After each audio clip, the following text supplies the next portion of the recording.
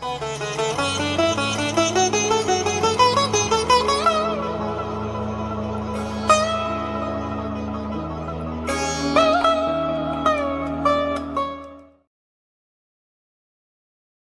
ಬಟ್ಟೆಯನ್ನ ಕಟ್ ಮಾಡಬಹುದು ಬೇಕಾದ್ರೆ ನಿಮಗೆ. ಕಟ್ ಮಾಡಿದ್ರೆ ಪುನಃ ಕಟ್ ಮಾಡಿ ಜಾಯಿಂಟ್ ಮಾಡ್ಲಿಕ್ಕಿಲ್ಲ.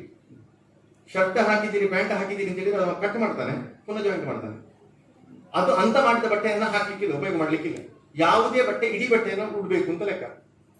ಅದಕ್ಕೆ ಮೊದಲೆಲ್ಲ ಹೆಂಗಸರು ಹೋಗುದಾದ್ರೆ ಗ್ಲೌಸ್ ಹಾಕ್ಲಿಕ್ಕಿಲ್ಲ ಅಂತ ಇತ್ತು, ಬರೀ ಸೀರೆ ಮಾತ್ರ ಉಟ್ಟು ಹೋಗುದು. ಗಂಡಸರಾದ್ರೆ ಇಡೀ ವೇಷ್ಟಿಯ ಶಾಲಾ ಹಾಕೊಂಡು ಹೋಗ್ಬೇಕು, ತುಂಡು ಮಾಡಿ ಮತ್ತೆ ಹೊಲ್ದದ್ದನ್ನು ಯೂಸ್ ಮಾಡಬಾರದು ಅಂತ ಇದೆ.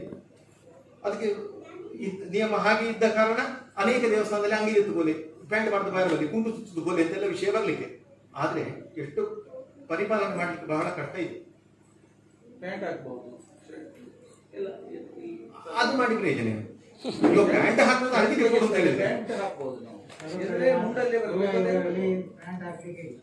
ಇನ್ನು ಅದಕ್ಕಿಂತ ಬಾರಿ ಕಪಟ ಮಾಡ್ತಾರೆ. ಇವಾಗ ಜೀನ್ಸ್ ಪ್ಯಾಂಟ್ ಹಾಕೊಂಡು ಕೊಡುದು, ಅದರ ಮೇಲೆ ಇದು ಅಂಗಿ ಎಲ್ಲ ತೆಗ್ದ ಅಲ್ಲೇ ಒಂದು ವೇಟಿ ಕೊಡೋ ಕ್ರಮ ಇರ್ತದೆ, ಇದರ ಮೇಲೆ ಒಂದು ಹೀಗೆ ಕಟ್ಟಿ ಕೊಡೋದು.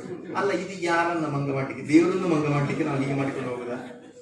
ಅದೆಲ್ಲ ಮಾಡ್ಲಿಕ್ಕಿಲ್ಲ. ಮರ್ಯಾದೆ ಇಂಥ ವಸ್ತ್ರದಲ್ಲಿ ಬಂದು ವಸ್ತ್ರ ಸಂಹಿತೆ ಅಂತ ಹೇಳಿದ್ರೆ ಹಾಗೆ ಬರ್ಬೇಕದು.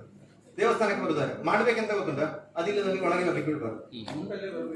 ಒಳಗೆ ಬರಬೇಡ, ಹೊರಗಿಂದ ನಮಸ್ಕಾರ ಮಾಡಿ ಹೋಗು, ಪ್ರವೇಶ ಇಲ್ಲ ನಮ್ಮ ದೇವಸ್ಥಾನದಲ್ಲಿ. ಹೀಗೆ ಮಾಡಿದ್ರೆ ಅವ ಎಲ್ಲಿಯೋ ಪೇಂಟಿಂಗ್ ನೀವು ಸಾವು ಗೋಪಣೆ ಮಾಡಿ ದೇವಸ್ಥಾನದ ಐತೆ ಗೋಪಣೆ ಹೋಗುವ ಅಂತೇಳಿ ಅವ ಹಾಗೆ ಬರುದು. ಒಮ್ಮೆ ಆ ಸಾವಿಗೆ ಬಂದವ ದೇವಸ್ಥಾನಕ್ಕೆ ಒಂದು ಅಡ್ಡ ಬಿಡುವ ಅಗತ್ಯ ಇಲ್ಲ.